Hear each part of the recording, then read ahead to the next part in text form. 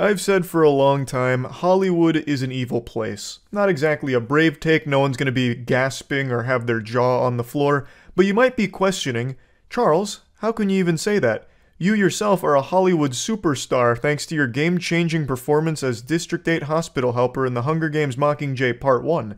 Isn't it a bit hypocritical to say Hollywood's evil when you yourself were a large part of the reason Hollywood is successful thanks to reinvigorating public interest in cinema? Due to your exceptional acting as the District 8 hospital helper and single-handedly carrying the Hunger Games franchise on your extremely strong back, a back that's built like a Greek god and Adonis, if I was to lat spread right now I'd look like a bat, the same franchise that's responsible for springboarding Jennifer Lawrence's career but only because they cut out most of my scenes as the District 8 hospital helper because they overshadowed hers.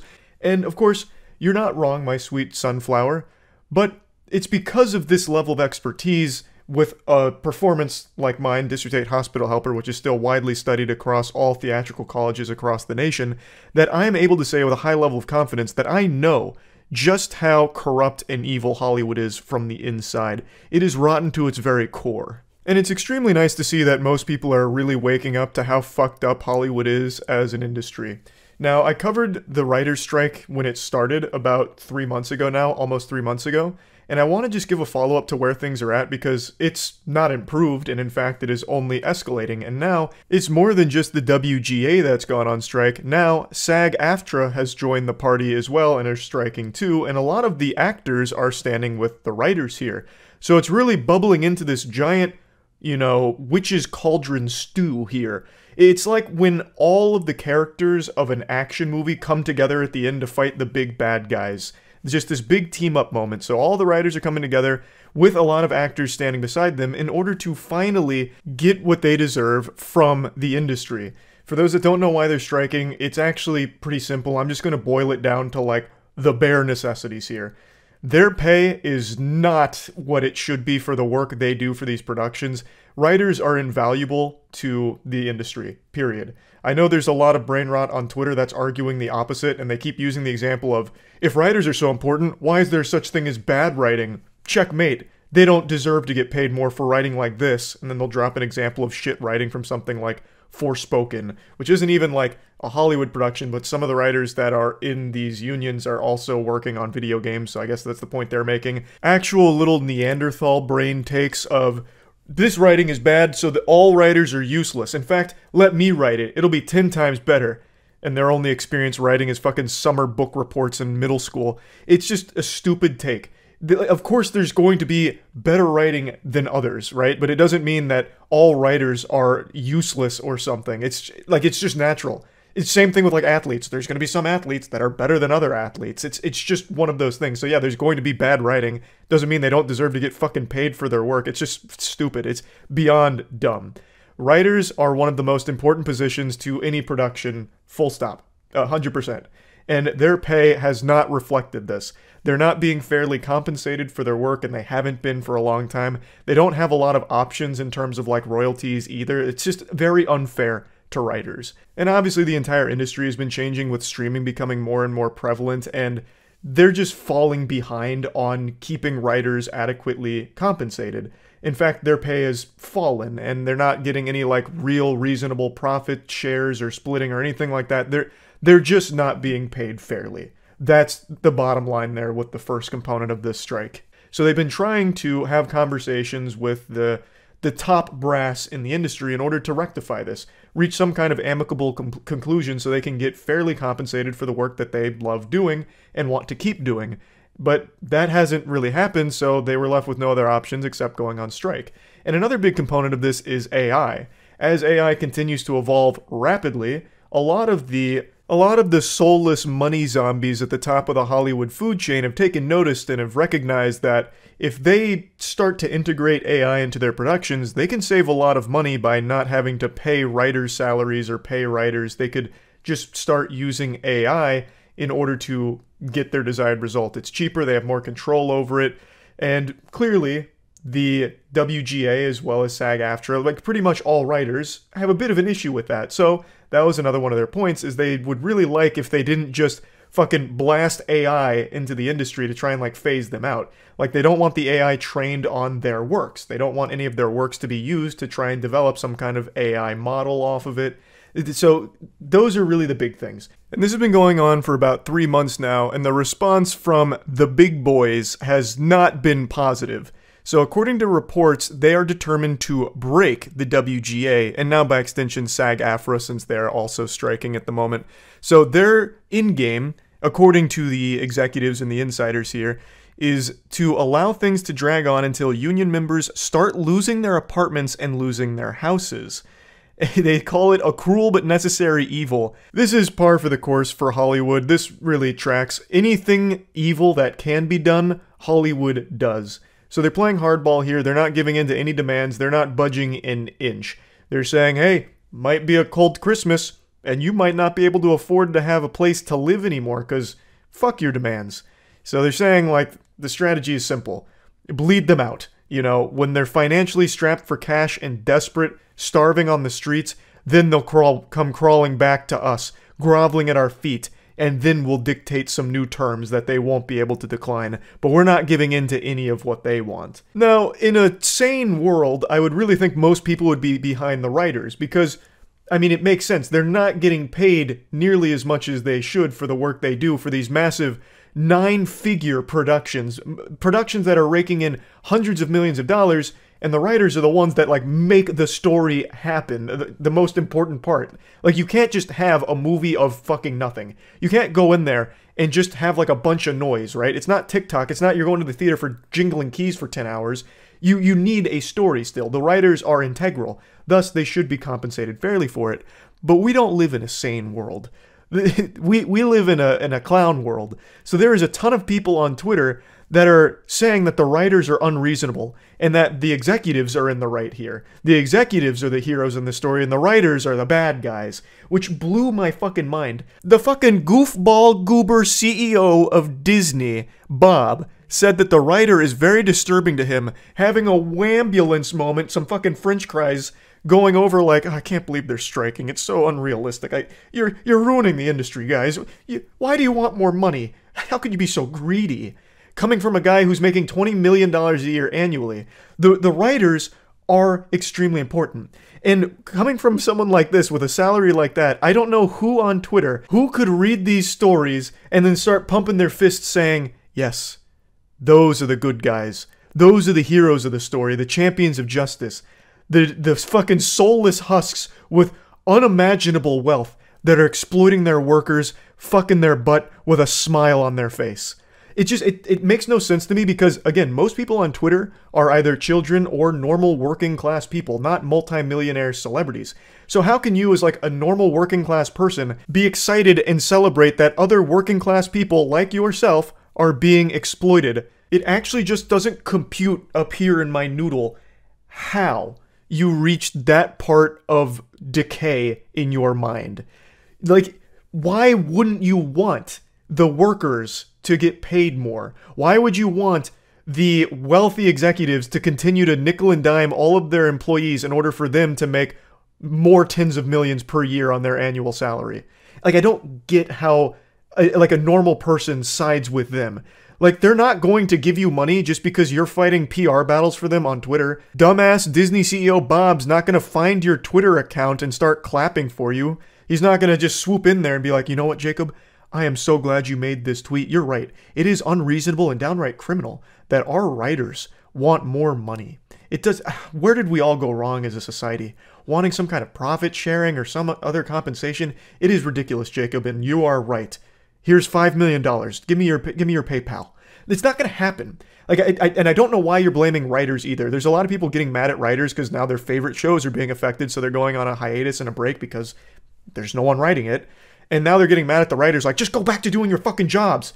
When what they're trying to do is what every worker tries to do. Get paid fairly for the work they do. Like, I just don't understand who could be against that. I really don't. Honestly, I don't. So I just wanted to give you an update here because the writing strike is only continuing to grow here, and it's going to continue to grow until either they come to the table and start to negotiate, or all of the shows get drastically affected by the situation here. It's already affected a ton of productions, and it's only going to continue if they can't reach some kind of deal here, or some kind of peaceful resolution or something. So just wanted to keep you updated on that because this is a story I actively follow, and yeah, that's really about it. See ya. Oh, you just fucking reminded me of something.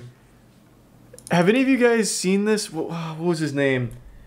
I saw it on Reddit like a week ago, and it happened last year. A guy got fired from, I think it was like the Washington Post, because he was jerking off on a Zoom call with all of his colleagues.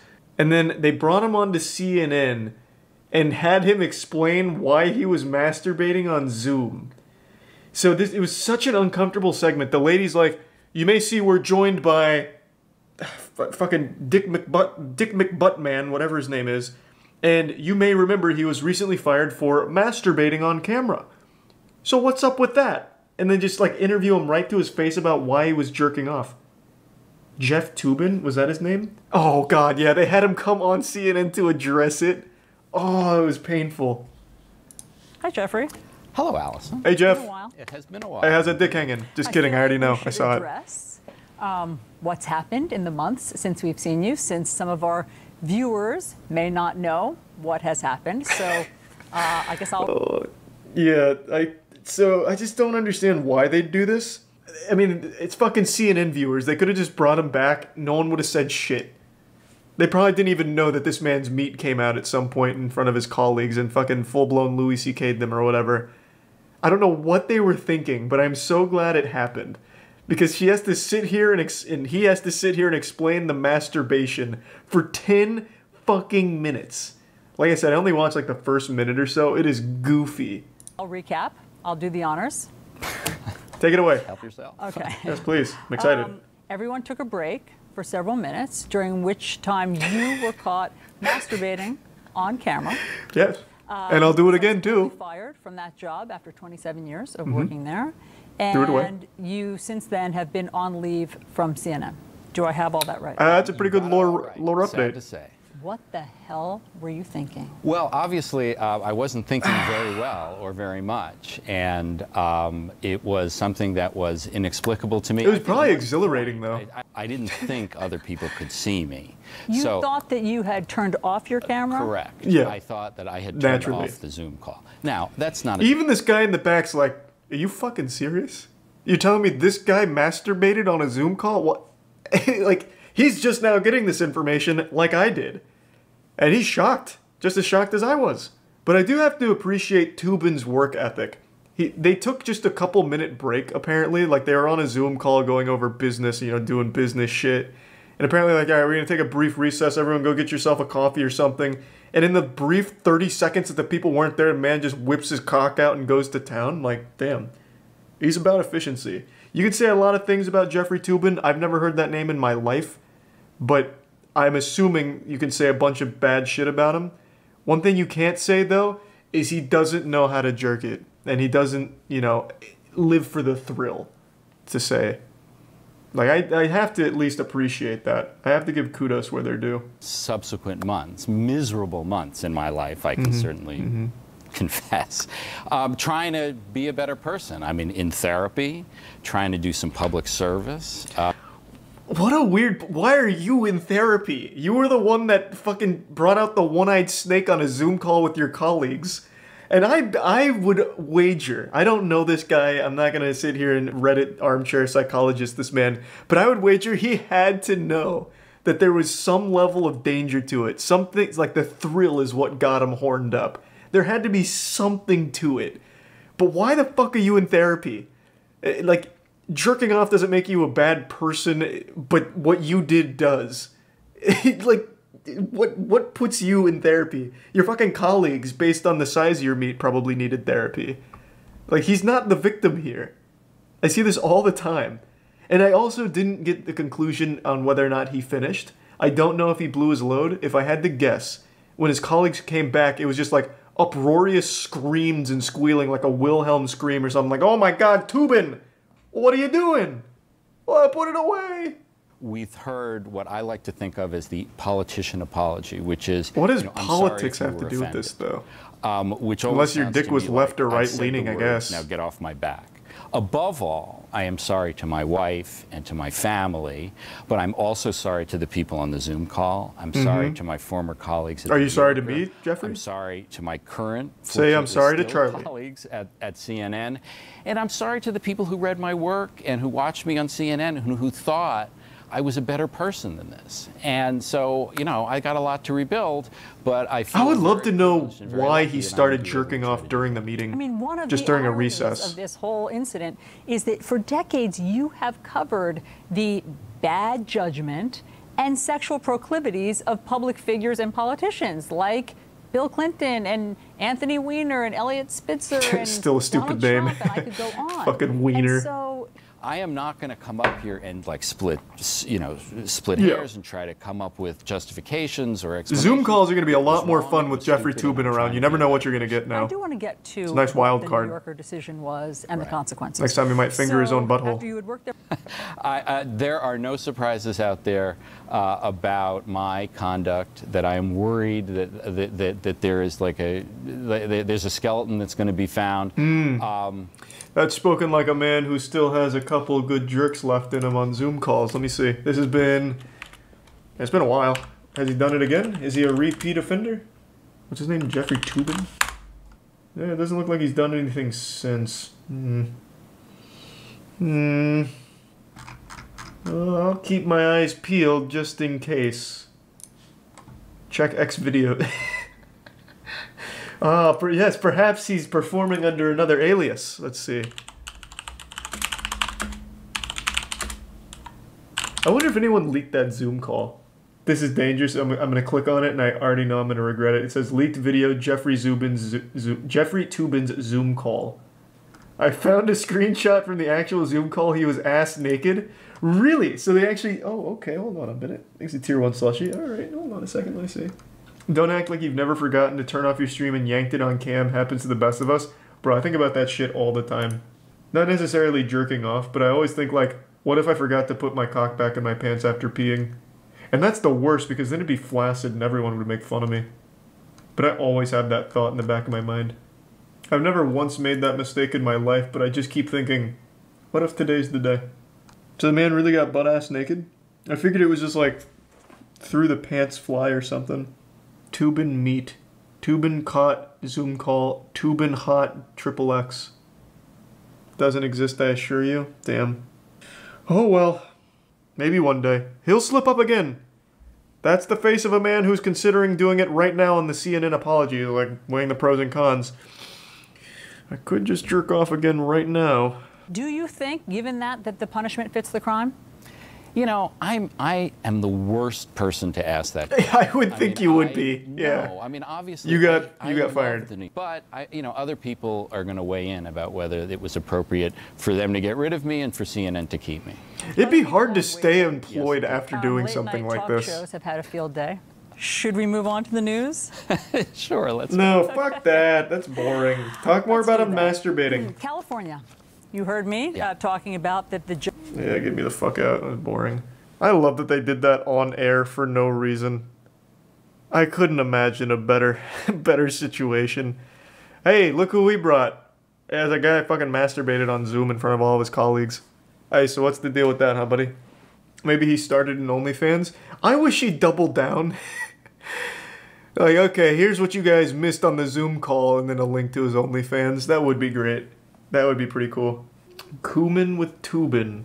That would be a great segment for CNN. That would be fantastic, actually. You should work there. That'd be pretty good. You could report on, like, I don't know, sex worker income or something, or what's, like, going on in that market. Honestly, pretty good. Yesterday, an officer went down a slide and got far more than he bargained for. That was the wildest ride of his life, I imagine. The video went viral, I'm sure a lot of you have seen it, but there's a lot to unpack here.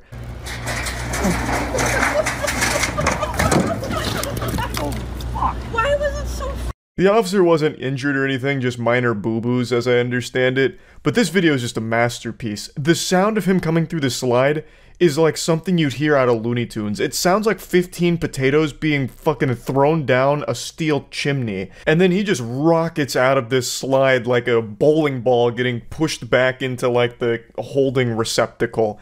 Like, I don't know how he even reached this velocity. He's like damn near traveling at terminal velocity here. And he comes out backwards and blasting all side to side here. The whole thing went cattywampus. I just couldn't understand how this was even possible. I had so many questions and so few answers. Like, how did this situation even arise? Was he doing this on purpose, or did he accidentally fall victim to this super slide? Like, was he chasing a perpetrator around here and then lost him in the tunnel at some point? What, like, who was he hunting down? Was he after, like, the Powerpuff Girls or some shit? Like, I had so many questions. But let me go ahead and throw this replay back up on the Jumbotron real quick.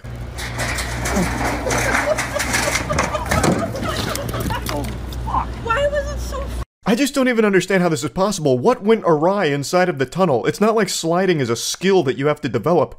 It's gravity. You just sit down in the slide and gravity takes the steering wheel and takes you for a bit of a ride. Like, I don't know what went wrong. It turned around in the slide like a fetus inside of its mother's belly. How does that happen? And where did the speed come from? Like, where is there like a jet engine in there that like really accelerated him? Because he shoots out like a bar of soap in the shower when you squeeze it real hard and it fucking flies out straight up. Like, all of it is so baffling to me. So I had to do a bit of digging here because I wanted to figure out what the situation even was. So I watched the news report on it. Asked Michelle Wu about the incident as questions about the appropriateness of the officer's action come into question. I like how they frame this as like it's a controversy or something, like a debate that needs to be had about the appropriateness of his actions. He went down the slide poorly. What's inappropriate about that? Man was taking the slide for a test drive and ended up getting his shit fucked. Like, what do you mean? What appropriateness? Is he gonna get disciplined by the sergeant? I mean, actually, I can kind of like see an argument for that. Like, brother, you can't even slide properly. We need your badge and your gun. You're not fit for duty. We're gonna need to send you back to training or something. If you're having a problem on the slide, we gotta go back to the drawing board for a moment here, son. It appears a Boston police officer got a faster ride than he bargained for when he tried out the slide at City Hall Plaza. This video showing the officer tumbling out of the slide in his uniform has gone viral on social media sites. It also got millions of views on TikTok. I love that they replay this clip like 20 times with different levels of slow-mo. I can just feel the giggles that the production team was having during this segment here. And I can't help but feel the tears from the officer having to watch this back so many times in shame. Now, I was just going over the physics in my head, running a little mental simulation, using the scientific method, of course, to make heads or tails out of how this was even possible. When I first watched the video, I couldn't believe a world where he meant to go down that slide. I thought he must have, like, stumbled into it or something, chasing a criminal. I don't know why there'd be a criminal, you know, trying to escape at the playground next to the slide or whatever. But it was the only thing I could make sense of, like chasing the fucking Hamburglar around here and then he loses his footing or the Hamburglar pushes him down the slide and that's how he ends up so chaotically exiting the slide here and so painfully. But after really thinking it over for a moment and employing all of the latest and greatest in physics theories that we've come up with over the last 100 years, I've deduced that what must have happened is that he was covered in baby oil, or butter, perhaps, something, I don't know. And when he got that first little bit of speed, he hit the first corner and turned upside down and ended up on his belly, and then started slapping the sides of this steel contraption like a bundle of clothes in a washing machine. Now, obviously, I don't really think he was covered in baby oil or anything like that, but his uniform must be so silky smooth that it gathered speed instantaneously, which caused him to hit that first corner and flip. But the thing is, he hit that shit, went belly down, and he could not recover. So then he just ragdolls out. Include this slide. Signage for the park indicates it's designed for kids ages 2 to 12. I don't know exactly what the circumstances were or what happened, but I will definitely check in and make sure that the officer is okay. If it looks like we need to make sure that there's more signage that this is for children or something, we can do that too. Oh my god, the embarrassment would be overwhelming. If this was me, I would not want to be the guy that caused them to implement 50 more signs that say, adults beware, do not go on this slide. I would be actively shutting that shit down and be like, no, don't you dare put up another sign, don't you fucking dare. I'm going to prove that this slide is compatible with adults too. And I would ride that slide every goddamn day until I've got it perfect. Even though, again, I don't think riding a slide is a skill. It just happens because of gravity. I don't know how I don't even know how the fuck it's possible that he ended up traveling like 88 miles per hour down this slide, nearly traveling back in time like Doc Brown. I don't get it. Like, even in the clips here, when you see the kids going down it, like, they have normal slide speed. They're not even coming out that fast. Whereas, like, if an adult goes down a child slide, in most circumstances, they come out a little bit faster, but never like this.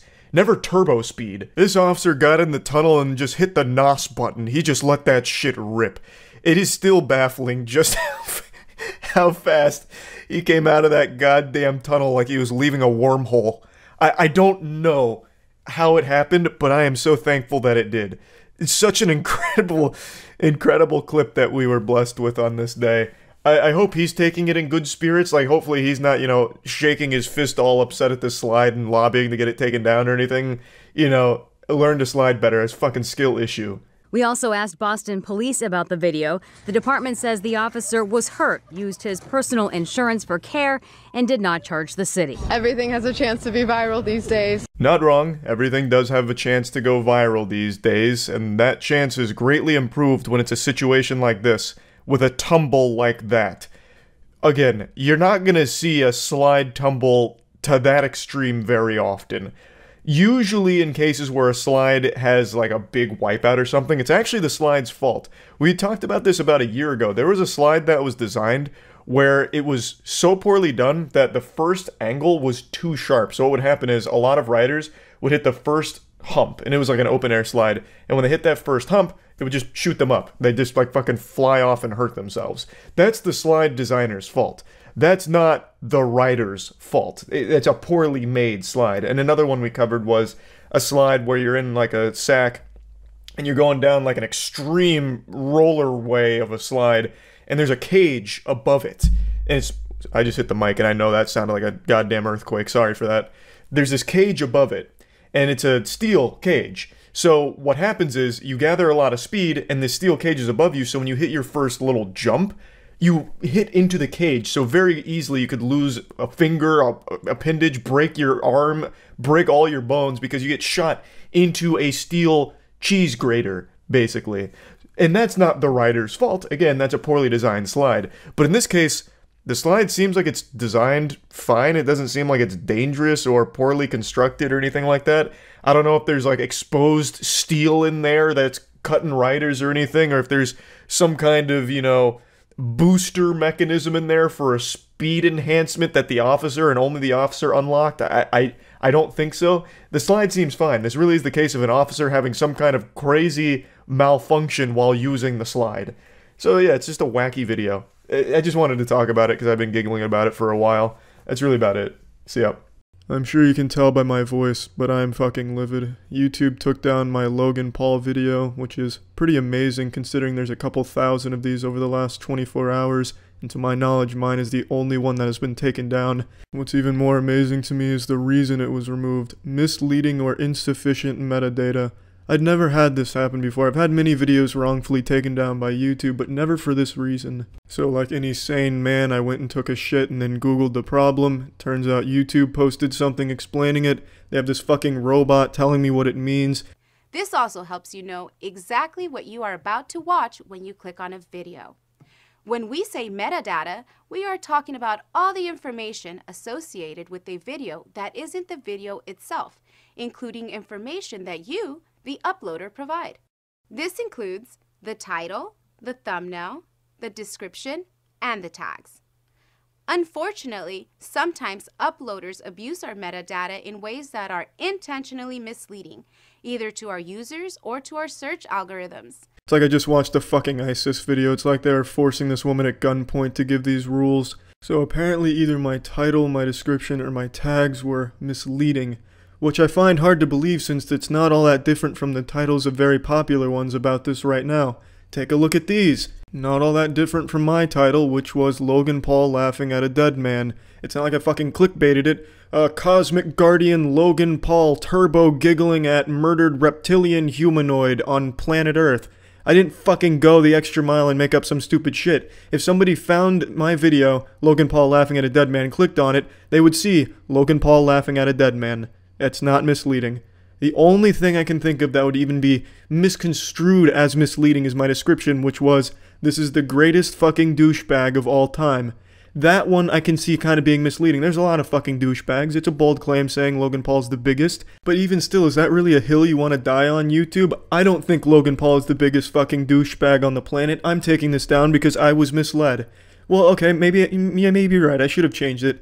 This is the fastest balding douchebag on YouTube. Maybe that's what I should have put it to, and then it wouldn't have been misleading. This is absolutely fucking ridiculous, because some of the biggest content creators on this urethral swab of a website clickbait the shit out of all of their videos, misleading thumbnails, misleading descriptions, but it's okay because they're so big on the platform. Before anyone speculates that it's Logan Paul that took it down, I highly doubt it. His holiness is way too big to be watching some plebeian's YouTube videos on him. There's no way he actually saw it and wanted it down. I think it's just YouTube selectively enforcing their fucking vague rules. Obviously, I appealed this, and I'm sure someone at YouTube HQ is gonna wipe their asshole with that, but at least I'm trying to get the video back up. I really have no more to say about how absurd YouTube's been over the last few years, but man, this is a nice barbed wire dildo on top of my birthday cake that I can squat my fucking ass on. Unbelievable. Absolutely unbelievable. This is a video I've been debating making for the last 24 hours. I think this situation is extremely important to talk about, but it's also really complicated. This shit is more confusing than the plot to the movie Tenet. So let's just get into it. Let's spread apart these ass cheeks and get into the stinky meat here. I want to quickly hit you with the cliff notes on why you should care about this situation and why it's a big deal. There's an absolutely awful comedian named Brendan Schaub who is currently suing a small YouTuber over jokes they made about him. Also worth noting that YouTuber lost both of their channels, perhaps because of Schaub, though that's still alleged. If it's true though, then Brendan just gave him the quarter pounder with cheese. Got the double whammy in there. And why this is a big deal is because Brendan Schaub is going after him because of the jokes he made, but also because he showed clips of his podcast in order to make some of the jokes and criticize him, and is claiming it's not fair use and it's a violation. And obviously fair use is very important on YouTube and the internet in general, so should this actually go to court and should this clown somehow win, it sets a really bad legal precedent. Now let me get a bit more into the lore of this awful comedian. So there's a terrible comedian named Brendan Schaub who was a former MMA fighter, and he rose to fame not really from MMA, though he was very successful there. He came into the public eye thanks to his frequent appearances on the Joe Rogan podcast. I think he's the #1 reoccurring guest on Rogan. He's been there like 80 fucking times. So he basically got his career by suckling off of Joe Rogan's hot dog-sized nipples, and from that used it as a platform to make his own podcast. The dude's got like fucking 10 podcasts, so he has like a lot of productions, and it's something called Thick Boy Media, and he also tries to do comedy, unsuccessfully.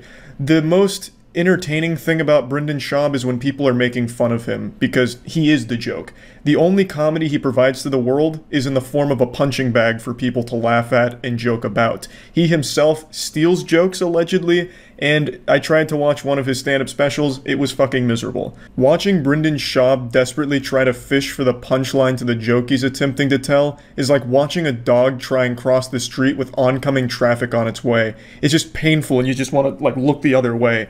It's miserable. And half of the stories he tells are blatantly just lies. Like, you can tell he is making it up on the spot in order to one-up someone. Like, I was watching him interact on another or actually it might have been his podcast, I don't remember now, but he was talking with Chris D'Elia, and they were talking about being out of gas. And Brendan Schaub just comes out of nowhere, like, raises his hand, "Oh, wait, actually, I was out of gas like you guys, but in a much cooler way. You see, I'd actually just won a fight, and after winning a fight and having 15 threesomes, I was in my Hummer H2, he makes sure to specify, brand new Hummer H2, and I was running low on gas, and I was like, I can ride this bitch out, but I couldn't. I ran out of gas. So then I had to, with my Hercules-like strength, push this Hummer myself all the way to the nearest gas station. And then the gas station guy said, "Didn't I just see you on TV? They need to pay you more."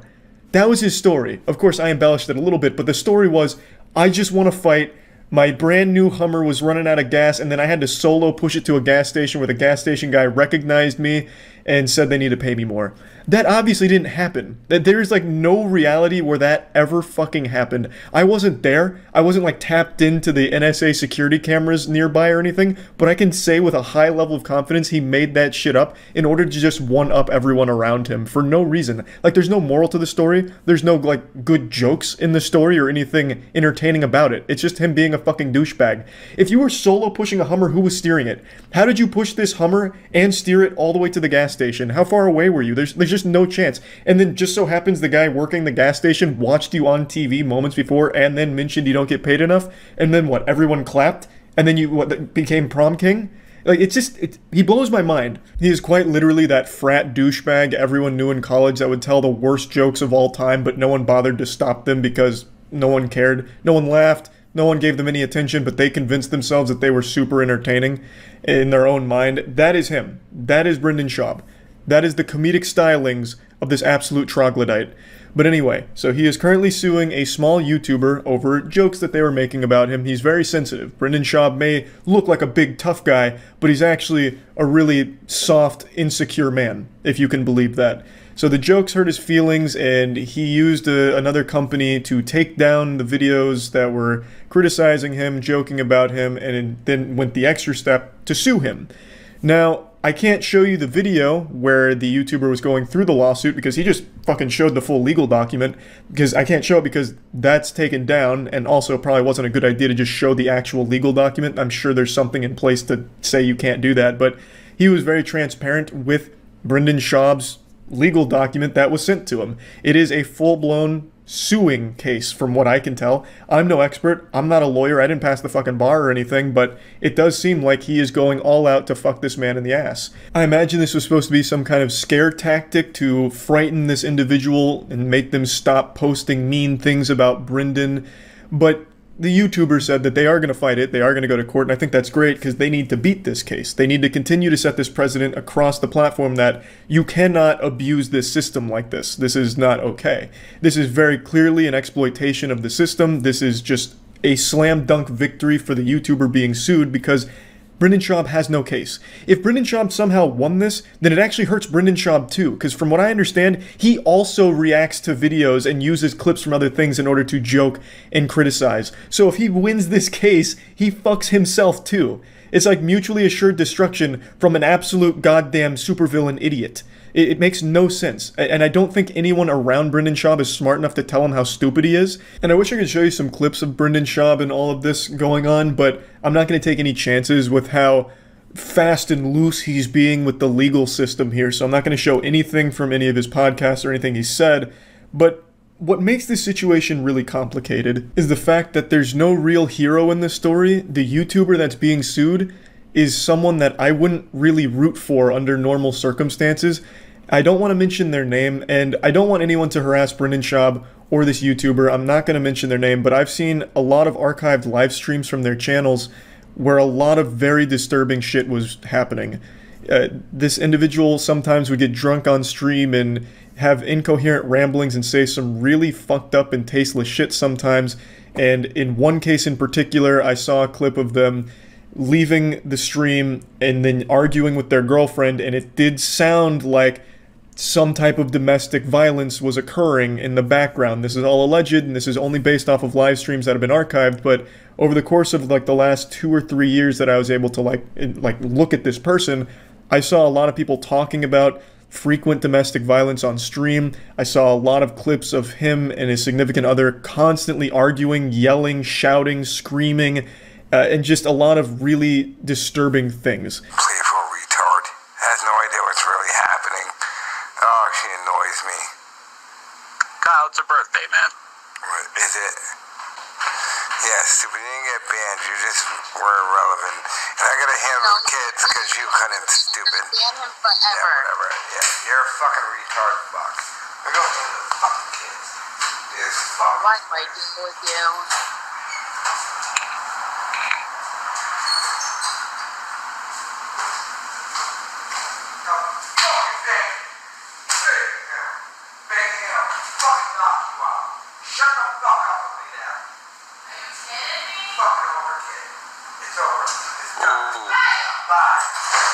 Abusive. Like I said, his channels are down, so I can't look at his content myself and see him. I can only experience this through the re-uploads from his community and the community members talking about the streams and talking about these clips. But from what I've seen, it is some pretty fucked up things. I've seen a couple of interviews with him as well as people talking about him, and there's just a lot that is not great. Especially that clip where it does sound like he is hitting something or someone. Hopefully that's not the case. Hopefully that's just a complete wrong interpretation of what's happening, but I just wanted to say from everything I did see on this individual with like the arguing, which happened on stream often, and the drunk streams where really not great things were talked about, it's not someone that I would be like super enthusiastic to support, but I do hope they beat the case against Brendan Schaub, because Brendan Schaub is basically salting the fucking earth here. As these cases build up, if any of them win with these absolute bogus bullshit claims in court, if any of those win, it sets that legal precedent going forward, which means other equally stupid idiots like Brendan Schaub can abuse the system the same way. So I still hope that they beat Brendan Schaub, but I recognize that they might not be a good person themselves. But yeah, I do think this is an important case, because this is only one of a handful of cases where a YouTuber goes after another YouTuber on absolute bullshit claims. And hopefully, just like the previous cases with like Ethan Klein versus whatever the dude's name was, I'm already forgetting his name, hopefully this case will also result in that shit being shut down as well. Like I said, I think this was probably just supposed to be a scare tactic that didn't work and might find its way to court, though I still do think that's unlikely. I'm hoping the case just gets dropped and doesn't go that far, but if it does, hopefully it gets an absolutely biblical smackdown in court, just gets fucking slapped off and don't have to worry about it again. But yeah, I just wanted to cover the situation because I do think it's an important one to talk about, and yeah, that's about it. So yeah, I'll just say it out loud with my whole chest. I love learning about useless, meaningless internet drama. It's one of those things where I spend an embarrassing amount of time reading every little niche tiff that a community has, going to every single facet of the internet, learning about what kind of controversy or what drama is happening over there. If I spent that same amount of time that I do reading about internet drama and instead spent that time learning useful skills, I would have been able to master like 5 different skills right now, like some really cool special things like juggling and clogging. But instead, I just learn about nonsense. It's my main vice, and it's more addicting than heroin, and I recognize that it's a pathetic hobby. It'd be less embarrassing if I just made fursuits in my spare time than read about internet drama, but regardless, the reason I'm talking about it today is because I recently watched Wavy Web Surf's new video on YouTubers that are in prison, and I was confident that I would know everyone that he was about to speak on, and I did know all of them, except one. And that surprised me because the one I didn't know is really a fucked up situation that I feel most people probably weren't aware of, because when I look up this person's name, there's only one channel that's ever really talked about them at length, and that was Philip DeFranco. Now, Philip DeFranco talks about something Paymoney Wubby talked about, which was the really weird fetish of breastfeeding videos on YouTube, where it clearly wasn't educational and they weren't breastfeeding their kids for the sake of like getting them nutrients, you know, like the actual biological function of breastfeeding. They were filming this because it was fetish content to some really sick weirdos that were watching it. So he was focusing on the entire depraved community and only briefly mentioned the person we're about to talk about, Lee Felton. Lee Felton was once a piano teacher, but after her husband left her and her child, she then got desperate for money and started posting breastfeeding videos on YouTube that were clearly meant to be sexual. For those that don't know, YouTube has always had an exception to their nudity policy if the content is educational. And they used to have that for artistic expression as well, but that started getting abused. A lot of people recognized a loophole there where you could claim anything was artistic and then just have full nudity on YouTube. I remember a couple of classic bangers, such as the girl who opened a can of SpaghettiOs with her pussy and then like dumped the SpaghettiOs on the floor and called it modern art, or the absolute timeless masterpiece of the older woman who dressed in a morph suit but then cut the pussy out, so she just have her vagina on full display, and then she had a man pick her up and carry her around while she peed everywhere in a circle. So that was hype. And eventually YouTube recognized that this was getting abused, so they don't really have that exception for artistic nudity anymore, at least not like they used to, but it does still exist for educational content. So things like how to administer a breast exam, or like how to do a Brazilian wax. If you look up that kind of shit, you can find full nudity because it's people trying to educate, even though a lot of people will recognize there's bad actors here, once again just using that educational loophole for porn on the platform. But the point is, and there's also naked yoga on YouTube, fully nude yoga that they claim is educational on poses and how the human body reacts to the poses. I'm getting sidetracked. There is a loophole for nudity on the platform as long as it's educational. And Lee Felton, it took advantage of that. She started making this breastfeeding content where she just had her titties out and she'd have her child being breastfed. And she made a lot of content like that and then started to recognize that her audience wasn't women trying to learn how to breastfeed. It was creepy, absolute fucking worms that were watching her to jerk off. It was sexual. So she started to lean into it. Lee reportedly made breastfeeding videos where she rubbed herself and her child down in oil and shoved her breasts in the baby's face. Lee would give her videos titles akin to something you might find on an adult website. Titles such as Slip and Slide and Mommy's a Whore. Jesus fucking Christ. Jesus fucking Christ is right. So Lee Felton turned to the ultimate dark side. She was not only producing this pornographic material, but she was selling unlisted links to the videos to these absolute fucking degenerates. And you can clearly recognize the big problem here. She was producing pornography that involved an actual child. According to reports, a Wisconsin man was apparently busted purchasing Lee's content by his wife. And after discovering the repulsive videos, the wife reported Lee Felton to authorities. And hopefully the wife also left the husband, because that is an absolute unhinged weirdo. And hopefully he was also charged with purchasing child pornography, because that's what this shit is. You have porn that involves a child. It's child pornography. And initially she was facing an absolute grocery list here of charges: 34 counts of capital sexual battery, plus other charges of promoting a sexual performance by a child, possession of child pornography, and lewd and lascivious molestation, crimes that could have carried a life sentence, but she was only found guilty on one of the charges, which carried a 10-year sentence. Now, let's go over a little bit more of what Wavy Web Surf points out, which is how she defended these actions in the case. During her trial, she would describe her videos as a, quote, silly little playful thing, and that she doesn't believe it's criminal. A silly little playful thing, huh? Fucking menace. What a fiend. Oh, so goofy to produce porn that involves a child that is in your porn. Man, how wacky. Oh, wow, goodness graciously. This was her entire stance during the case, that it wasn't serious, and that she was also going through mental health struggles, which led to her doing this. She said that she had finally got attention that she had been craving for so long, so she leaned into it even further, but it was never serious, and it wasn't criminal or bad or anything. It was just a playful thing that she was also charging money for. That was clearly sexually charged, because a lot of the titles like Mommy's a Whore and Good Little Boy were being sold as the unlisted videos, but for some reason she still tried to play it off like, oh, it's just so silly, that's all, you guys are overreacting. That was her absolute lobotomized take during all of it. And her lawyers were just as smooth-brained. They tried to argue that everything she did was protected by free speech. I'm not even fucking kidding, I'm not making that up. They made this a free speech argument, that she should be able, and it's not criminal, for her to breastfeed her child in these sexually charged fetish videos because it's a free speech expression.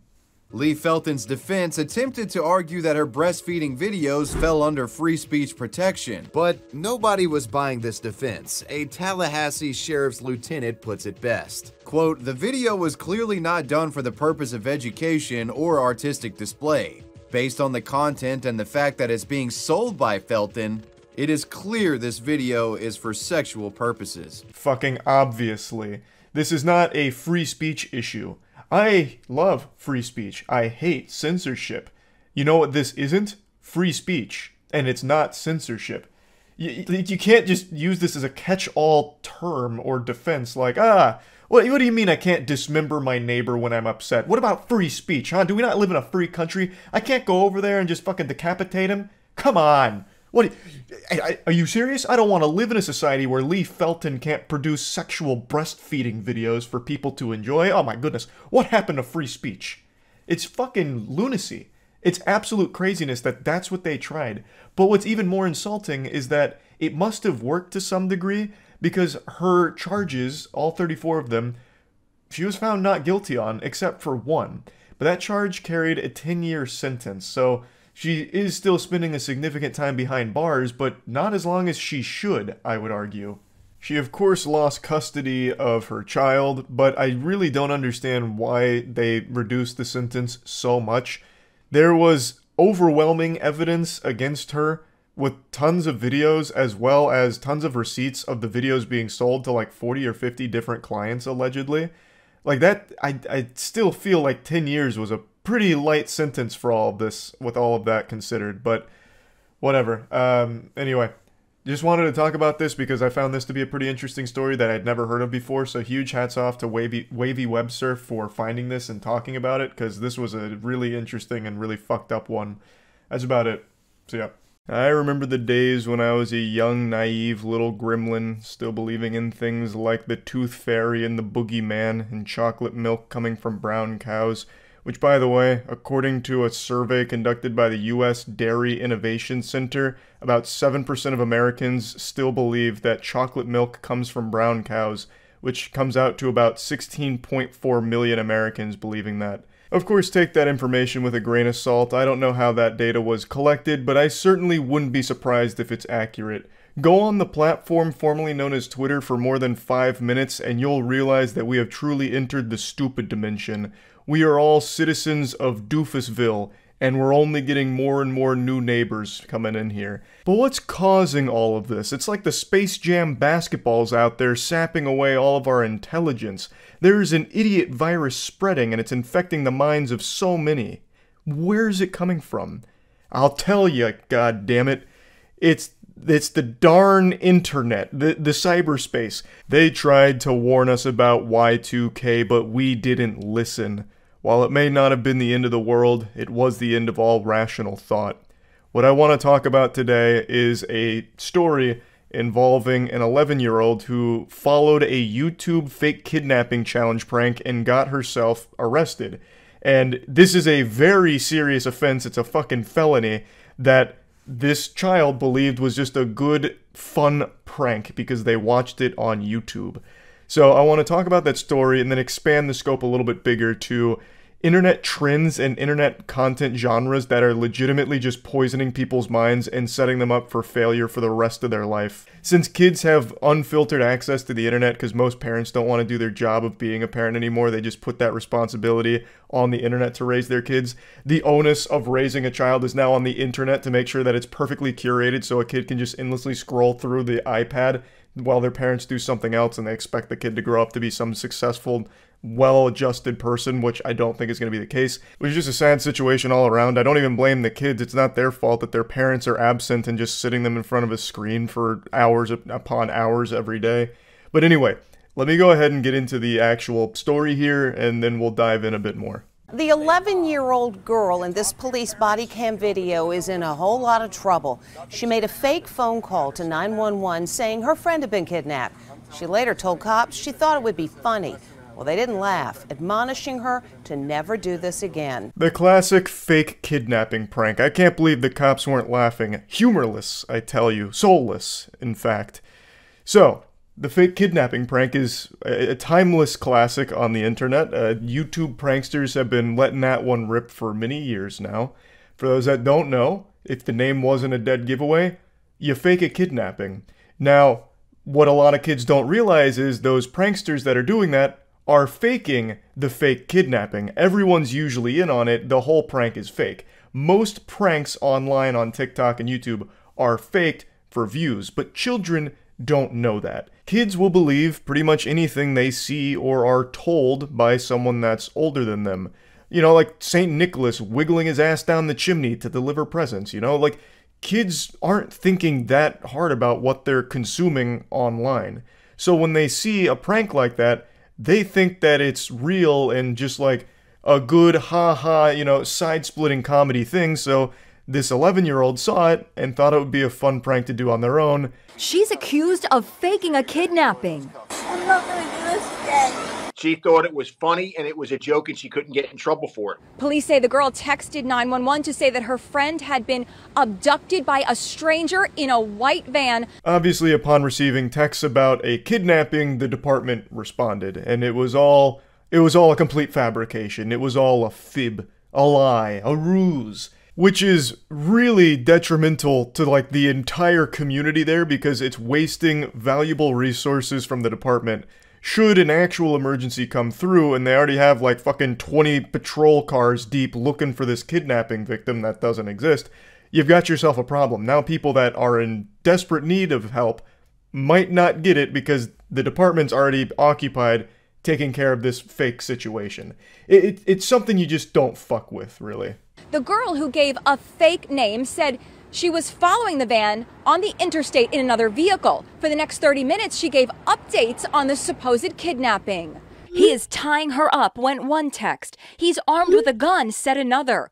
Hurry up, please. You can talk to your parents. They say she fessed up. She stated that she got the idea to prank 911 through a YouTube challenge and thought it would be funny. So she was texting the officers with a play-by-play like she was John Madden here going through the situation on like this high-speed pursuit, none of which was real, of course.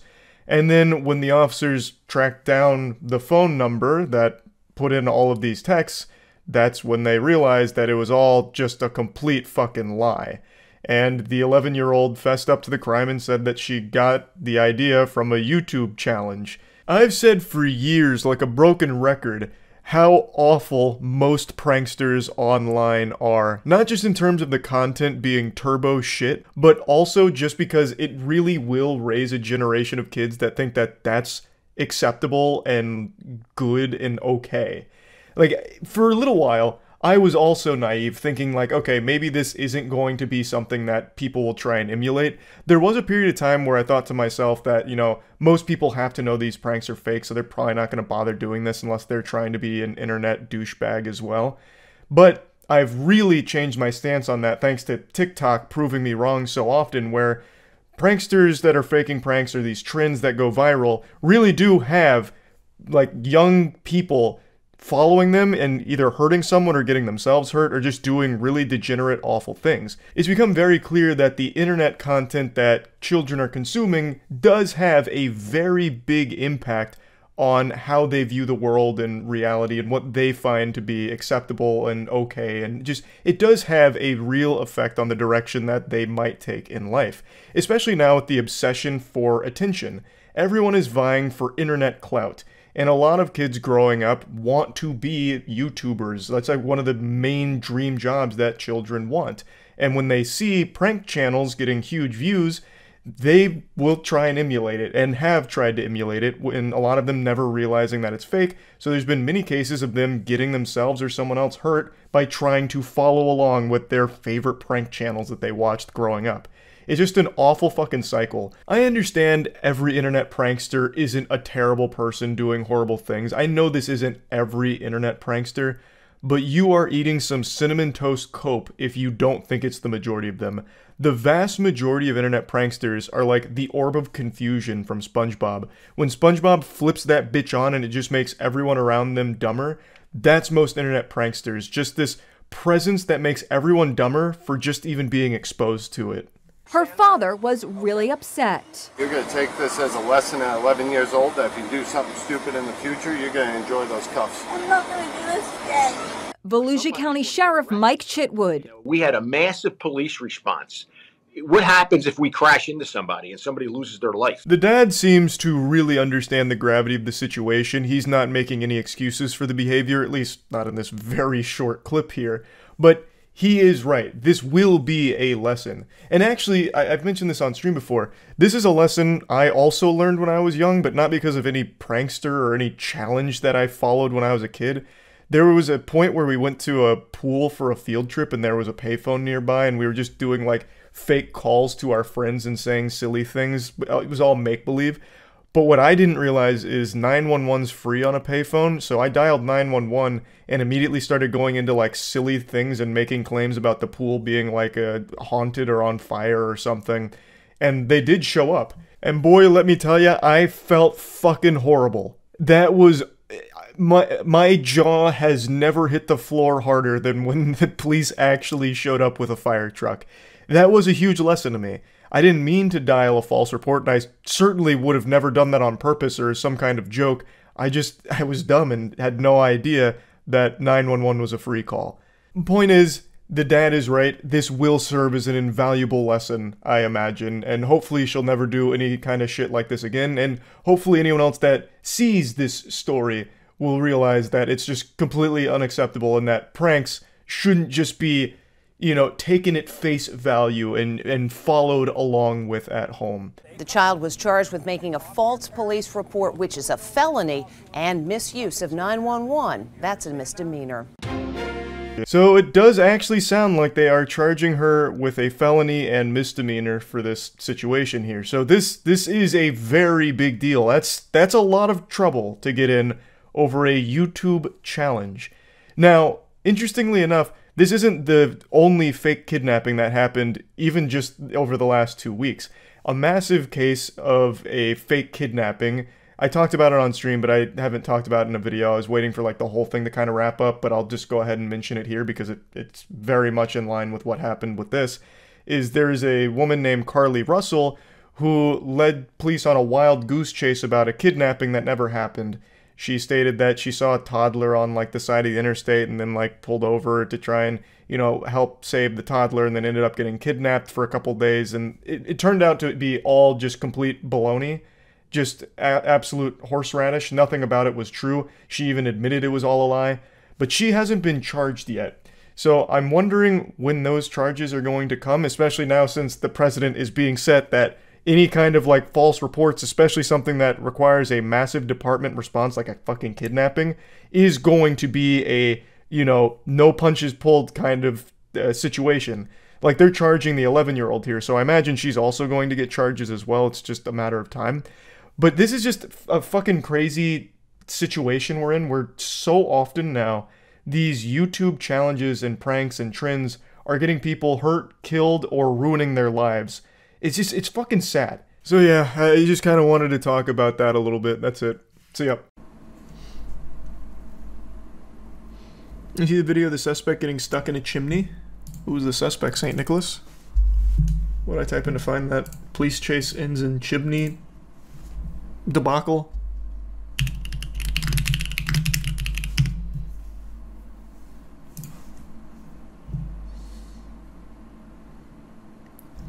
Unironically, a good point, Shadow. Is this it? Man gets stuck in chimney trying to evade police. Hey, he's on membership, Ozzy. And thanks for the 10 gift to members, Dean. Thank you for that. Hey, get down here. Man, this guy's body cam is real blurry. Man's recording this with unregistered Hypercam 2 on his chest.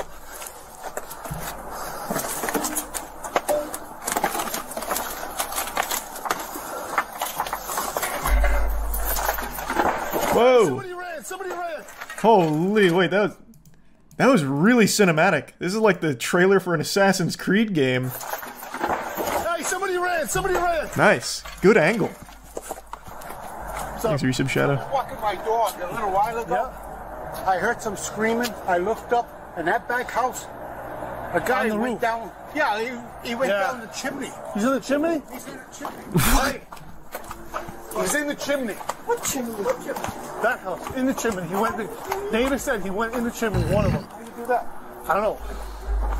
Window, they must have smashed out. See that window over there? Thanks for membership, Alonzo.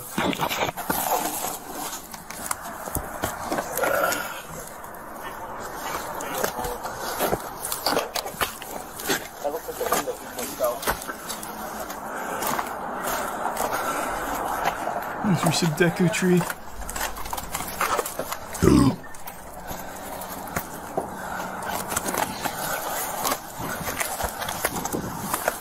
Give me your leg.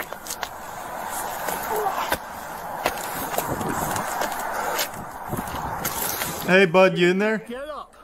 Show us your hand right now. Show us your hand. Show us your hand. How the fuck do you expect him to do that in that chimney? That is going to be so snug. That would be impossible for him to raise his hands. What? I also love how they say, like, you know, getting out with the standard protocol. Show me your hands. Don't move. Brother, I'm stuck in a fucking chimney. Confirm. We have a potty in the chimney. That Robert potty. Tell him to send rescue. Are you stuck? C9. What? That potty's in the chimney. You want to roll the rescue? That was awesome. I appreciate it, Shadow.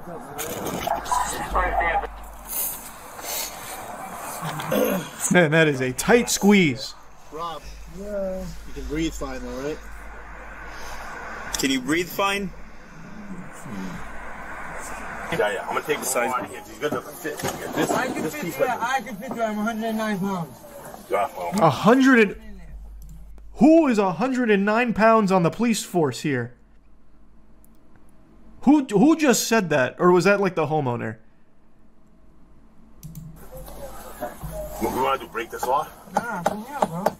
I was thinking just these clips so we can still have not compromise the corner.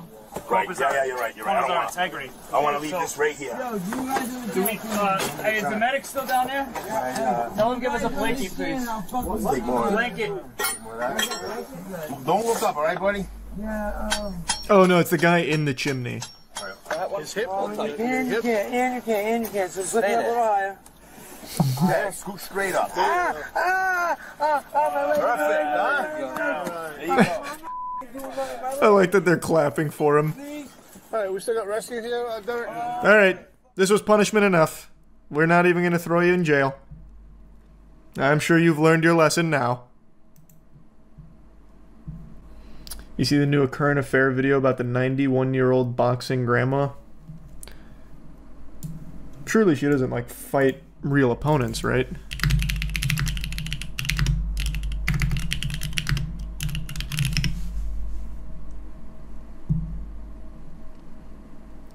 No, I haven't seen that, Zero. Welcome back. Elsie Humphrey loved waltzing across the dance floor. Now the 91-year-old great granny graces the boxing gym in her newfound passion. And Elsie can certainly pack a punch. Man, that heavy bag's never had a worse day, I'll tell you what. Granny, you don't want to cross. This is sweet. Don't try it. At 91, Elsie Humphrey is as feisty as they come. I just punch a bag and that's it. I said if I punch it to bits, I'm not paying for it. I'm not paying for it. She's very cheeky, isn't she, Mum? Yes, you haven't seen the half of it probably. Oh, that's wholesome. That's a sweet story. Add her to Tekken. Elsie versus Clive. That'd go ballistic. Thanks, Resub Oliver. When's the Jake Paul fight? She's in Australia. So the contract's probably just gonna take a little while to get there. It's a Roblox game called Blox Fruits. It's currently at 2.2 million players right now. That's so crazy.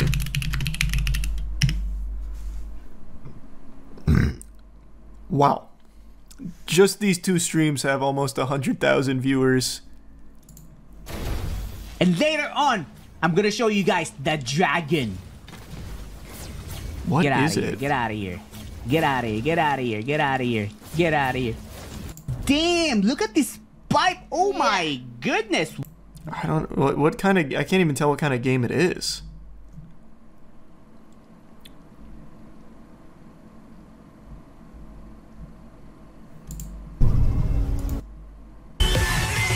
Straight into the look at the VFX on this.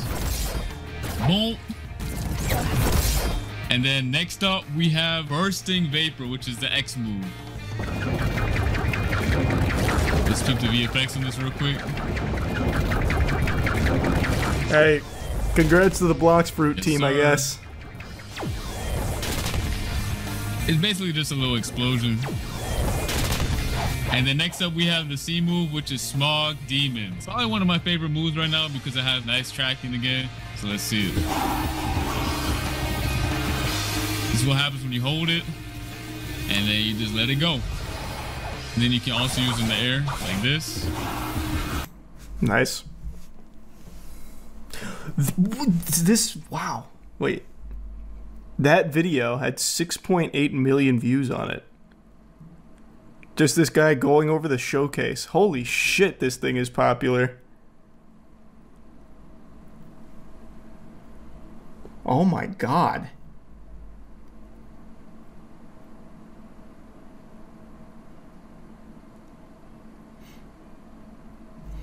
Blox Fruit is a one-piece transfer to Roblox. Well, that's what it looks like. I can't even tell if it's even really a fighting game, though. Because in the live stream, it doesn't even look like you can, like, kill other players. Thank you guys for all the gifts.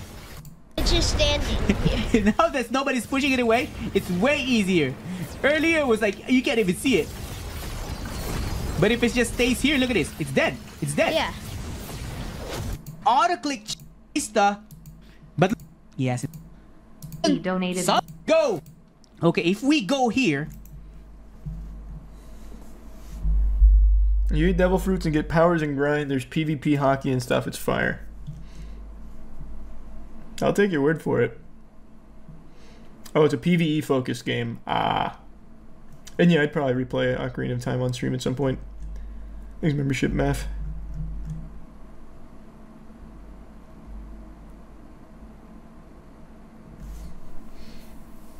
The new fruit is literally $50. Man, the Roblox creators have got so much money at their fingertips. It's crazy.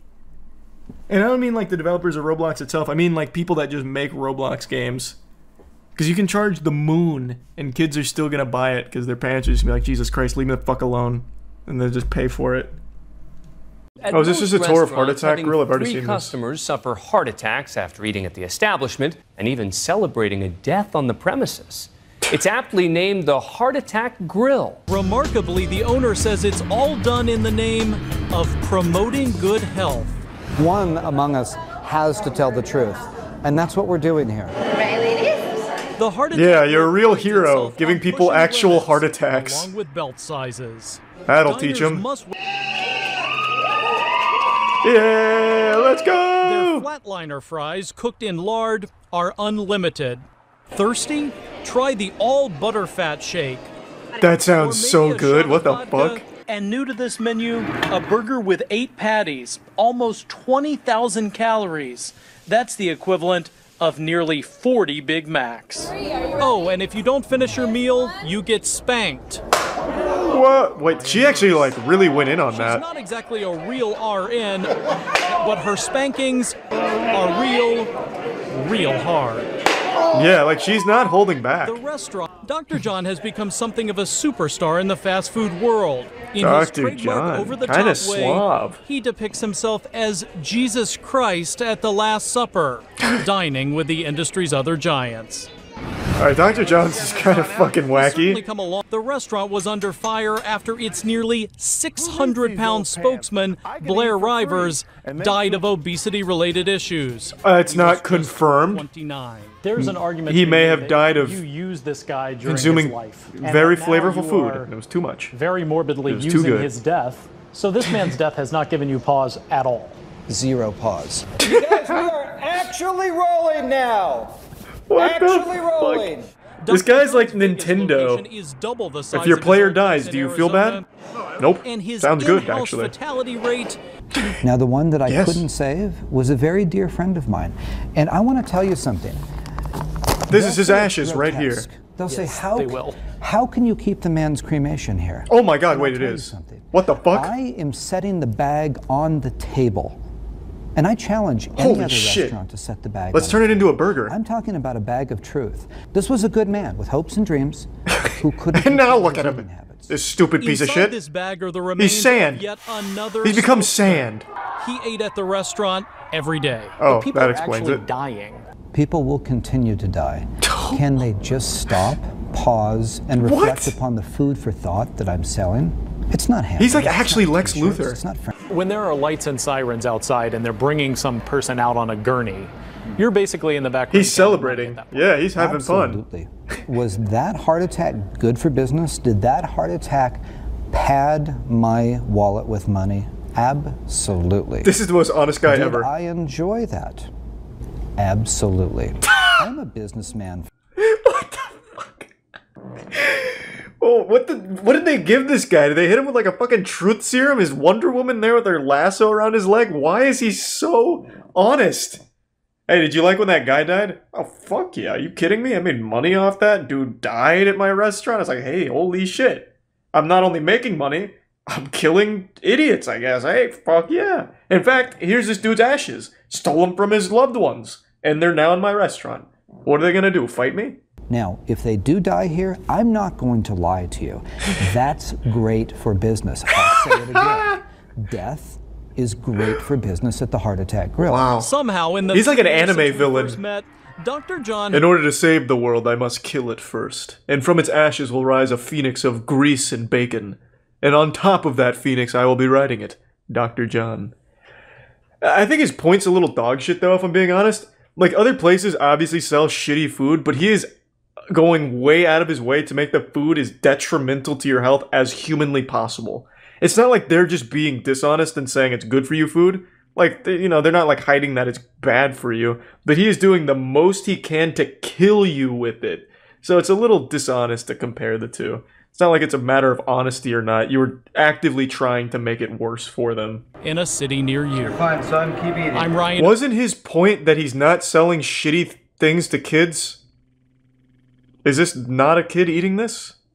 Didn't he make that exact point? Like, I'm not selling this awful death to kids. Only these consenting adults. And then in the same interview, there's a kid. Oh, without parental guidance. Oh, did he say that part? I didn't say that. I didn't see that. Or remember hearing that, rather. Why does it matter if they're... What? I don't really understand, though. Why would that matter if they're supervised or not? It's the same food. That guy's nutty. That guy was actually fucking wild. Is there any more from Dr. John? Did he die of a heart attack at his own restaurant? I wonder what's in his will. Like, if he does die at that restaurant, what does he want? Like, make patties out of his corpse? Parade it around? Taxidermy it and hang it? I bet he's got a crazy plan for it. In 2013, John Ailman, known as the Heart Attack Grill's daily customer and unofficial mascot, died after suffering a heart attack and collapsing as he stood at the bus stop in front of the restaurant. He was the inspiration for the Patient John character seen around the restaurant. In 2017, Man, Business that's Insider rough. talked to John What? Basso about this disturbing patient. So oh my god. Not only did he die at the restaurant because of all the fucking horrible food, and not only does Dr. John have his cremated ashes like it's seasoning for his patties, he also used him as a cartoon character to continue to promote it to other people? Oh, wow. That's fucking awful. Because if you stop and realize it, I put out a broader, far-reaching message about health and fitness than any other physician You in absolutely America, haven't, though. period. His reasoning No one is thinks of that Heart Attack obesity Grill is and still thinks a problem of, in "All right, America, I should eat healthy." Despite all the work done by Nobody. the fitness and changing Really? experience All of for you his do? customers. I can't tell if you're memeing or not. So his message of, I make this food that kills people, so it should teach people about not eating unhealthy, is somehow being conveyed to you? Because that's not what I get. If this guy, like, it's a little different when he's going out of his way to make the food as deadly as possible, right? And is happy when people die from it. I don't think the message really gets across. It's more like he found a way to capitalize off the most gluttonous people in society and make a lot of money off it, while also being able to take a bit of a high road, even though he literally has killed people from it. I wouldn't necessarily say the message gets delivered very well. That's like saying because McDonald's exists, it has taught me to eat healthy. I just don't think that really works. In 2013, he was on Bloomberg's In the Loop with Betty Lou to talk about his food when he pulled out a plastic bag of powder and put it on the desk. Then he said, John's ashes. I'm here with the cremated remains of someone who died at my restaurant. He died of a heart attack at my restaurant, and I'm putting the bag clearly on the table. I wish that Burger King, McDonald's, and everyone else would do the same thing. When a shocked Lou pointed out how grim things had suddenly That's gotten, pretty bold. Basso agreed. As he put it, Absolutely, because the entire fast food industry is pretty grim.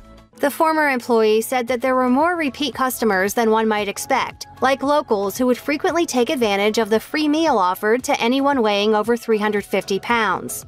She also revealed some distressing memories, like the time offering that a male free customer food for the passed morbidly out and an obese ambulance had to be isn't called. delivering a As she message of you recalled, should eat "The healthier. manager made me It's doing take the out my cell opposite. It's phone to rewarding record you a for video it. of the whole poor diet certainly does seem that it can contribute to risk over time, but no one has yet shown that it has an immediate effect that can precipitate the heart attack. I don't know Thus, about there's that. little I to feel no like evidence that a one-time trip to the heart the attack people grill there is going to are cause a at heart risk. attack. Everyday And I Health think it can echoed that exacerbate. sentiment in a 2011 poor diet certainly does seem that it can contribute to risk over time, but no one has yet shown that it has an immediate effect that can precipitate the heart attack. I don't know Thus, about there's that. little I feel to no like evidence that a one-time trip to the heart the attack people grill there is going to are cause a at heart risk. attack. Everyday And I Health think it can echoed that exacerbate. sentiment in a That was so much more interesting than I thought it would be. I've known about Heart Attack Grill for quite a while. I actually remember back in must have been college. I was reading about Heart Attack Grill. Didn't know it was so deep though. Wow. Fucking wild. Dr. John's a maniac. Is he still alive? In their defense, they haven't had a death in 8 years. I don't know how many more heart attacks they've had in that time, but they have not had a death at Heart Attack Grill in about 8 years. Yeah, apparently Tyler 1 and Faker went to it. I must have missed that. I know they did content together. Was that what they did? They went to the Heart Attack Grill? We here at the Heart Attack Grill. Yeah. Now, I don't know what to expect, but let's go! Jesus, Tyler's like a real YouTuber. Look at him go. Is Dr. John here? Heart Attack Grill. This is our entire menu. You guys have to wear hospital gown, and if you guys don't finish eating, you get 3 spines. He's making goofy thumbnail faces and everything. The wine comes to the table in an ID bag. How do you guys even stay open? That's pretty cute. Not really, but we tried. I'll tell you what caught my eye right away. This octuple? The octuple bypass. Octuple. And then 40 slices of bacon. Then I'm trying to add 40 slices of meat. Any sides? Fries. And then I'm also trying to get this. What the fuck is he doing? So it's actually made with almost a... You're gonna give me a full stick. I'll take a full stick. Yeah, I just tier 1 Wallborg. Single. Come on, you gotta get that. Dude, if you want the single, you can take it off the top. Dumb. Okay. Hey, peer pressure. Let's go. Faker going in now. Imagine if someone had a heart attack and died during this video. I have not. Just some stranger in the back. Maybe. Do you think I can get one bite? No. Does he even finish a single patty? All the single ones. I feel like one patty's already like 6k calories. My heart. Somebody help me. It's honestly pretty good. Listen. This is so wholesome. I'm done or not. I'm saving. It's like an episode of SpongeBob. It's time for your surgery. Like SpongeBob and Squidward go to the Heart Attack Grill. Great. I'm gonna love it. I don't know if you will, but I'm gonna love it. Listen, don't do it too hard. Oh, it's gonna be hard. How many? 3. I mean, can you at least make it fast? Like, bah, bah, bah. Probably not. Hands up. Feet together. It's gonna break the paddle on his ass. You're gonna be so assertive, man. All right, here is 1. Holy shit, she cranked that. That wind-up was nuts. She's getting like a Happy Gilmore running start. Last one. She hates him. I'm so sorry. I actually bet that would hurt like a bitch. But I'm glad I could do it with you, Faker. Me too. That was so fucking wholesome. I'm confident all of you know this, but YouTube actually allows some very interesting content under its education policy. So if they deem that the content is intended to serve an educational purpose, you're allowed to get away with almost anything. And heavens to Betsy, I tell ya sports fans, it does include nudity. Many of you might remember a scandal from a few years back on how a lot of shady content creators were skirting this policy by posting porn, but calling it education. There used to just be porn scenes that were dropped on here under the defense of it being educational for like sex ed. That kind of got, banished to the shadow realm, but that whole idea of education allowing nudity has been exploited for a long time. Another big one was naked yoga. I actually think this one's still around. It's just not as prevalent as it was a few years ago after their crackdown on it. But basically it was, porn, but they'd throw in a couple of yoga poses in the beginning while being nude. but a lot of times the yoga wasn't actual poses, like it's not real yoga. They'd have shit like, behold, this one is the stuffed turkey, and then they start fingering themselves.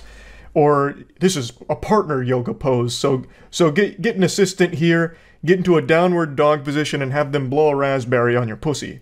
It'll help you unlock the 7th inner gate of taijutsu like Might Guy from Naruto. It's integral to aligning your chakras. It was basically just, again, exploiting this educational policy on YouTube in order to post porn. So, after this long-winded explanation of the YouTube educational policy and how it can allow nudity on the platform, it's time to talk about what's brought this up. A YouTuber is absolutely blowing up right now thanks to one video they made. A tutorial on how to nair your asshole. And he doesn't pull any punches here. There's no smoke and mirrors, there's no censorship here. It's just, immediately the video blasts you with an anus jump scare. Within the first 4 seconds, he spreads his cheeks at the camera like he's preparing to show you a magic trick, and then bang, it's the whole chocolate factory on display. And again, there's no censorship or anything like that. And then nairs his ass.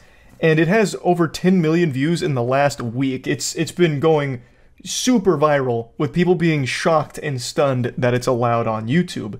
Because I guess a lot of people weren't familiar with this educational policy loophole on nudity for YouTube, so a lot of people were just like taken aback by it and now joking around about it. And this success from the video kind of snowballed his entire channel. Now he has quite a few videos with well over 1 million and 2 million views.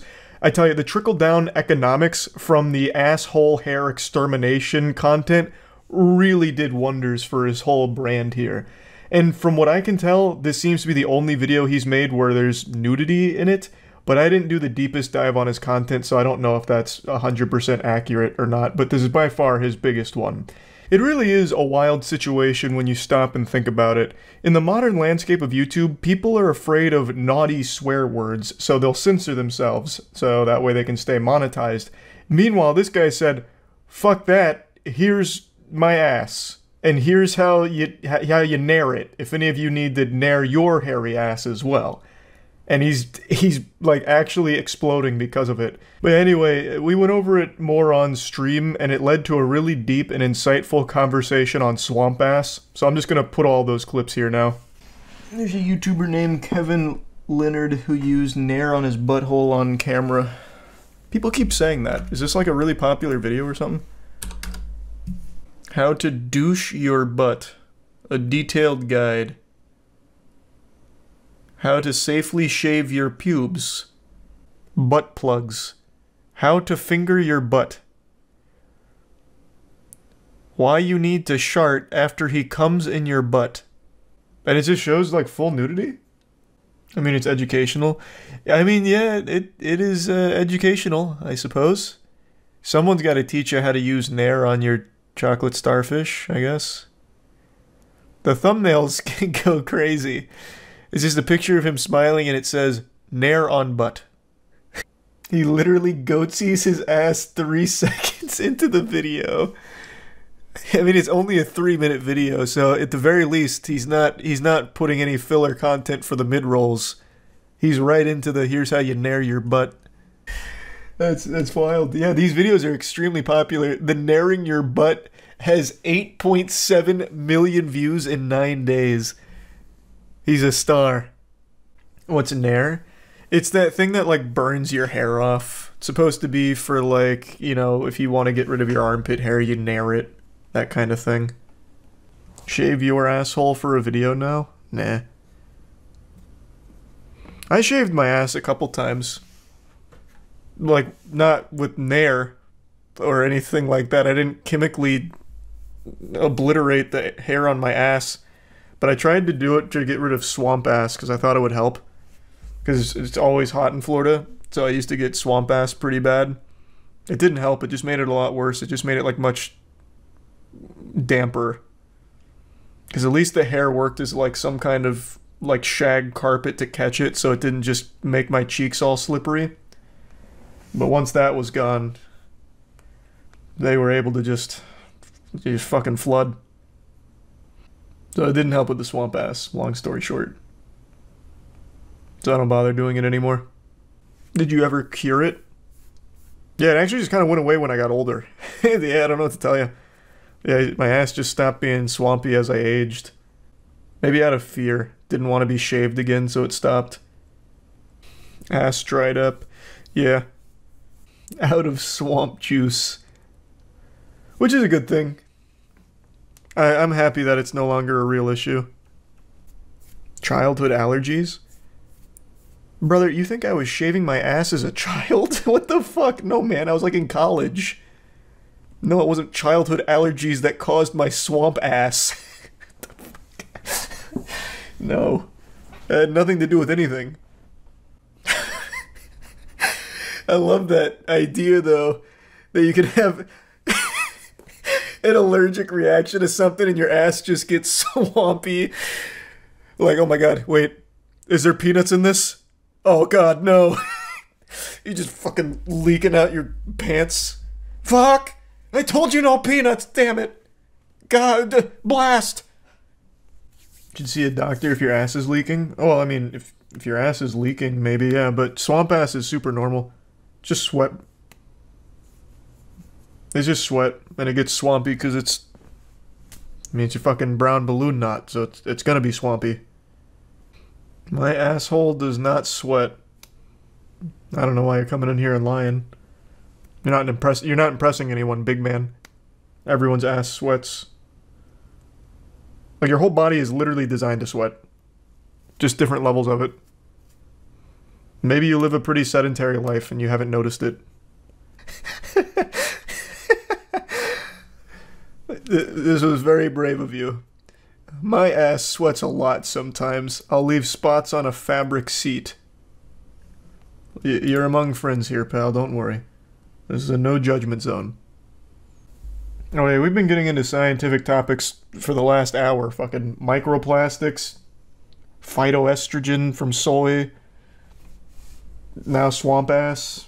Yeah, we've covered pretty much all of the main anatomy and physiology 101 course topics, honestly. We got the whole goddamn rubric knocked out. These are some fucking stupid ass terms, brother. Mud butt. This is fucking dumb now. You're not even being scientific anymore. Hate is a very strong word, but unfortunately it's not strong enough to encapsulate my feelings on health insurance. I've yapped about it a lot. People have talked about it a lot for a long time. It is the most corrupt, evil industry in this country. You pay a premium every month for years and years with the sole purpose of having this health insurance provider step in should a crisis ever arise to help with the financial burden of the expensive medical procedures or treatment or medicine, whatever it might be. However, should a crisis ever arise, I promise you, your health insurance provider is going to be the first one dancing over your corpse hitting a fucking whippin' nay-nay as you're going straight to Valhalla because they have denied your claims. It is the most unhinged business model that is trying to capitalize off your death and misery. You pay this company to do one thing, and this company's entire goal, its modus operandi, its chodus operandi, is to find ways to wiggle out of doing the one thing you pay it for. That, I just had to spit, it makes me so sick. That is the tug-of-war back and forth that you sign up with health insurance, and that's normal here. You pay it for something, and its goal is to find ways out of doing the coverage that you're paying for. And right now, the reason why I'm jabbering about it again is because I just learned that Ben Askren, who has been fighting for his life for the better part of a month and some change, is now needing a double lung transplant, which is a very expensive procedure, and has been denied by his health insurance. So now his family has had to resort to crowdfunding to try and get the funds together to pay for this life-saving procedure that is medically necessary for him to continue living. It is storming so hard here, even the heavens are angered by health insurance. I don't know if you can hear all of the rain crashing against my window. It sounds like fucking hail, like bowling balls hitting it, and then extreme thunder. But point is, this is infuriating.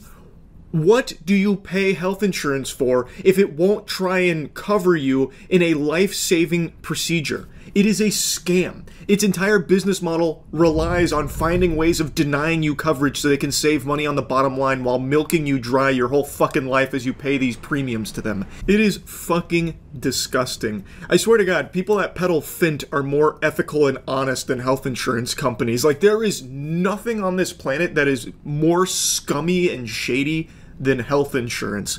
I genuinely cannot believe the state that it's in. I'll go ahead and briefly explain what's happened to Ben Askren that's led to needing this double lung transplant, at least briefly. As I understand it, he was hospitalized with pneumonia. He was in critical condition for a while, but started to make slight recovery. According to his family, even got some of his personality back. But in order to live, to survive, he is going to need the lung transplant. So he is on the list awaiting that, but has been denied coverage from health insurance. And I saw a lot of people speculating that, oh, here's another case of a celebrity superstar athlete blowing all of his money, but that is not the case. His family has come out to debunk those rumors. It's not like he's blown through all his money or anything. A lot of his money is tied up in investments and reinvesting into the sport, as well as this just being extraordinarily expensive to just shoulder on your own, even with a ton of money in your back pocket. It's one of the most expensive surgeries there is, and luckily health insurance has come in here and just went Pah! So now there is no one to help except for the community. So I'm going to put a link to the fundraiser in the description of this video. It is unbelievable that that's what it comes to. In order to survive, you have to rely on the generosity of others instead of the company that you pay for the sole purpose of trying to help you survive in case of a situation like this arising. It is despicable that this is still happening and will continue happening for the foreseeable future. It's not like it looks like there's going to be any sweeping improvements done to health insurance anytime fucking soon.